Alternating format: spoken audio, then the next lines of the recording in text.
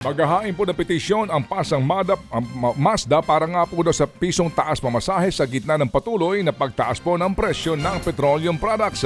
Para sa unang kilometro ng biyahe, ang pisong provisional fare increase at may dagdag naman na 50 sentimos sa kada susunod na kilometro. Umaasa raw ang grupo ng mga tsuper na aaprubahan ito ng LTFRB lalo pat hindi naman daw po kontra dito ang kinatawan ng mga commuters. Ayon sa pasang Mazda, umaabot na sa mahigit na 400 piso ang kanilang lugi araw-araw dahil po sa mataas na presyo nga ng diesel.